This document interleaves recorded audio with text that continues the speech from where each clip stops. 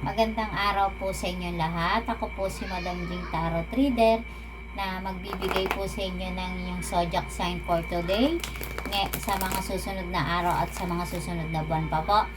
Sa mga gusto pong magpa-private reading, message nyo lang po ako sa aking account na Jing Tarot Reader or dyan sa aking nasa baba sa channel ko ng number. And then po subscribe po ako and then pa-comment po ako. Ang inyong zodiac sign for today na ibibigay ko is si Sagittarius, Capricorn at Pisces.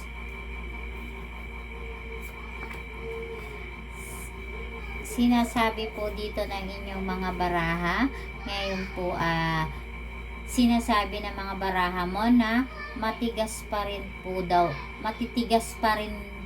din ang mga ulo ninyong mga Sagittarius, Capricorn at Pisces na sapagkat malaki ang inyong kinakaharap na problema ngayon.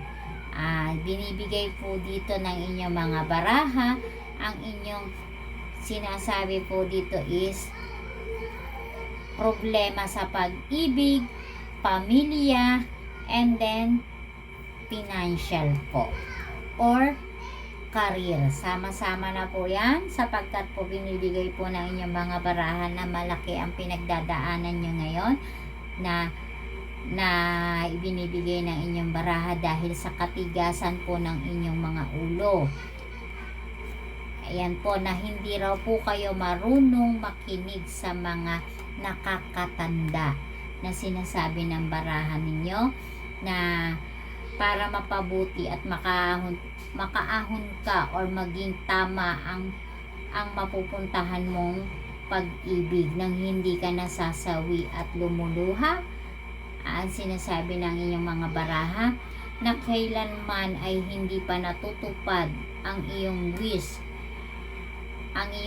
na matagal mo ng pangarap na para sa ngayon wala pa din kasi nga dahil sa katigasan ng iyong ulo na hindi ka marunong makinig sa matatanda or nakakatanda, kaya yan ang iyong napapala or nakukuha. Kaya ngayon pong araw or sa susunod na buwan, si Sagittarius at Capricorn at Pisces, malaki ngayon ang kanyang hinaharap na problema dahil sa financial and then sa pag-ibig and then pamilya. Yan po ang kanyang hinaharap ngayong susunod na araw at sa araw na to.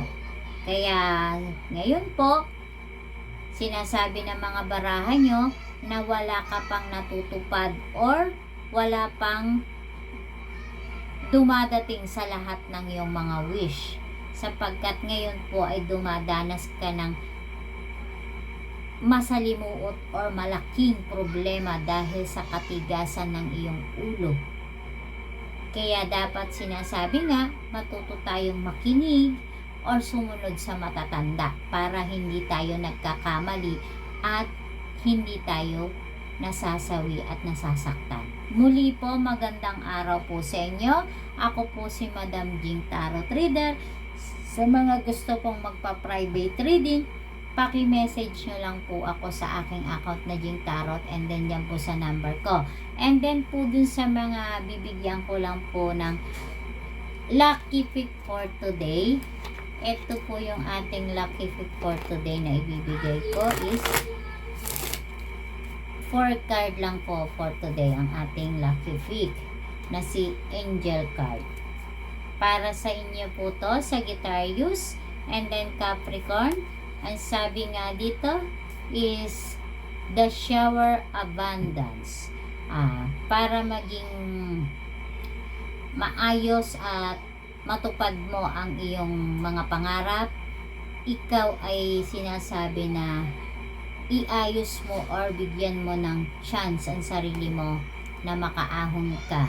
Entrepreneur, ibig sabihin, the lucky pick of entrepreneur, ikaw ay hindi mo nakakamit kahit ano sa career man, or ano bang kailangan mo para mag-invest ka na matupad mo lahat ang gusto mo. Law of attraction, puro ibig sabihin na marami ka talagang negative side na nangyayari sa buhay mo, and then i-enjoy mo lang joy. Ibig sabihin i-enjoy mo ang life mo, hindi puro negative ang nangyayari sa buhay mo and then dumarating sa iyo. Kasi nga po, isa ka sa mga zodiac sign na matigas ang ulo, na matigas ang loob, kaya hindi mo nakakamit ang mga gusto mo sa buhay mo. Muli po, maraming salamat po sa inyo. Magandang araw po ulit sa inyong lahat.